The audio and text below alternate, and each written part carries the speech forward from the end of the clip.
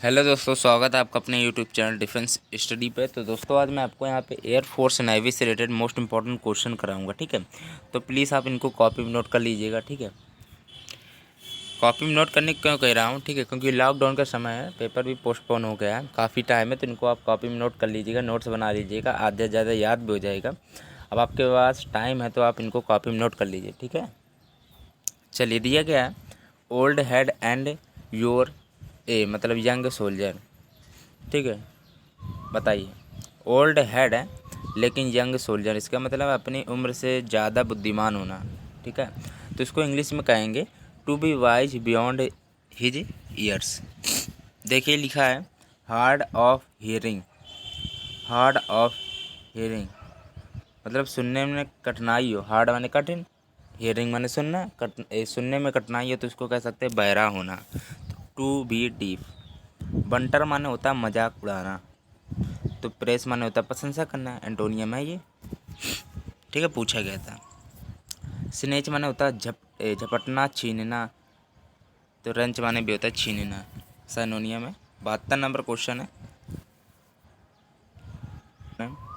Rate कममरेट, अच्छा ठीक है। चलिए नेक्स्ट है,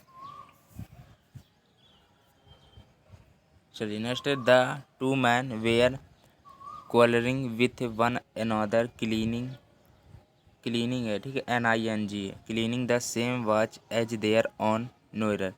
द टू मैन मतलब दो आदमी की बात थी, झगड़ा हुआ था, ठीक है। तो यहाँ पे वन अनदर लगा है, तो वन अनदर तो दो से अधिक के लिए आता है ना, तो यहाँ पे केवल दो आदमी आपस में लड़ रहे थे, लड़ेंगे तो दो आदमी आपस में लड़ रहे थे, तो ईच अदर होना चाहिए, ठीक है। तो ईच अदर लगा दीजिएगा, ठीक है। वैसे गलती किस में, दूसरे नंबर में है, क्योंकि इस पार्ट में गलत है। नेक्स्ट है, हाँ, इसके लिए थोड़ा ये आपको याद करना पड़ेगा, या तो इसको देख लीजिए। बस एक बात याद रखिएगा कि दीज होता है जो, अच्छा ठीक है, दीज काइंड्स होता है, और ये प्यूलर होता है आपका, और दिस और डैट आ जाए, दिस डैट आ जाए तो वो काइंड होता है केवल, और सिंगुलर होता है। भाई इतना याद करना है, दीज काइंड्स होता है, ऐसा लगता है जहाँ पे काइंड्स होता है, और बाकी सब आपके काइंड होते हैं जो सिंगुलर होता है।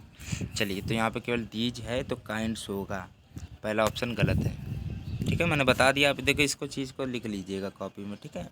समथिंग को जो भी आपका आगे दिया जाए, देखिए दिस डैट होगा तो काइंड होगा, सिंगुलर होगा, ये प्यूलर होगा। और देखो प्यूलर है मतलब ये आर है वो अपनी जगह पे सही है, लेकिन यहाँ पे एस लगा होता, ये काइंड हो जाएगा ये आर, ठीक है। चलिए नेक्स्ट है, दिया चिल्का इज द लार्जेस्ट ब्रैकेस, ब्रैकेस माना होता है खारा या नून खरा पानी, वाटर में पानी। लैगून, लैगून माने खाड़ी होता है, लैगून की स्पेलिंग पूछी गई थी पेपर में, डबल ओ होता है, फिर एन होता है, तो यहाँ पे एक एन दिया गया था लेकिन डबल ओ होता है, मैंने बता दिया।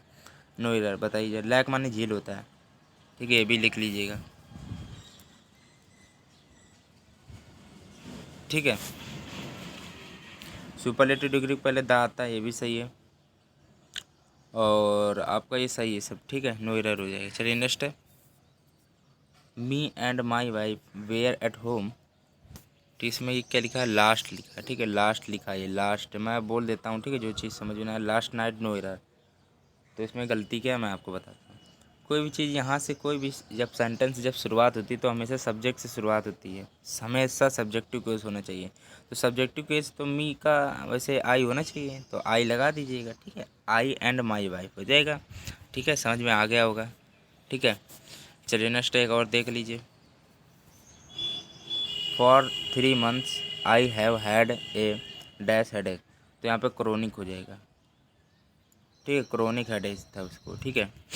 चलिए नेक्स्ट है, क्रोनिक माने क्या होता है ये भी ध्यान रख लीजिएगा। क्रोनिक माने वैसे यहाँ लिखा है कि नहीं, हाँ लिखा है, ठीक है। क्रोनिक माने वैसे पुराना दर्द होता है, मैंने सारी चीज़ यहाँ पे इसलिए लिख दी हैं कि जैसे कि बोलते टाइम शायद आपको समझ ना आए या फिर आप ध्यान ना कर पाए, इसलिए मैंने सारी चीज़ों को यहाँ पे लिख रखा है। क्रोनिक उसको पुराना, फॉर मतलब 3 month से क्या था उसको, उसका वो पुराना दर्द था, सर दर्द था, जो हेडेक माने वो सर दर्द होता है, या सिर दर्द कह सकते हो, हेडेच, हेडेच, ठीक है। सुना होगा बहुत लोगों के मुँह से कि हेडेच है, मुझे हेडेच है, मतलब हेडेच ना करो उसमें मेरी हेडेच नहीं है, ये कहते हैं सर दर्द मेरा नहीं है। चलिए, तो इनब्रेड माने होता है जन्मजात, इनबॉर्न माने भी होता है जन्मजात, सेटल्ड माने होता है अस्थायी, लाइफ लॉन्ग माने जीवन भर, क्रोनिक माने पुराना दर्द है। ये 4 ऑप्शन दिए थे, ठीक है। मैं यहाँ पे चारों चीज़ें क्यों लिखी रहती हैं आपको ये पता चल जाएगा, ठीक है। यहाँ पे चारों ऑप्शन इसलिए लिखे थे यहाँ पे क्योंकि ये चारों जैसे पूछे गए थे। तो इसमें क्या था, जन्मजात से फॉर 3 मंथ लिखा तो जन्मजात नहीं हो सकता, अस्थायी नहीं हो सकता, जीवन भर क्यों हो सकता जब 3 मंथ की बात है, तो पुराना दर्द ही होगा, क्रोनिक, ठीक है। चलिए, तो यदि आपको ये वाला वीडियो अच्छा लगा तो प्लीज़ लाइक कर दीजिएगा। आप लोग लाइक नहीं करते हैं, ठीक है। जितने भी व्यूज़ आते हैं मेरे उसमें से थोड़े बहुत भी, आधे भी लाइक नहीं करते हैं, 1/4 भी लाइक नहीं करते, फिर भी आप लाइक कर दीजिएगा, ठीक।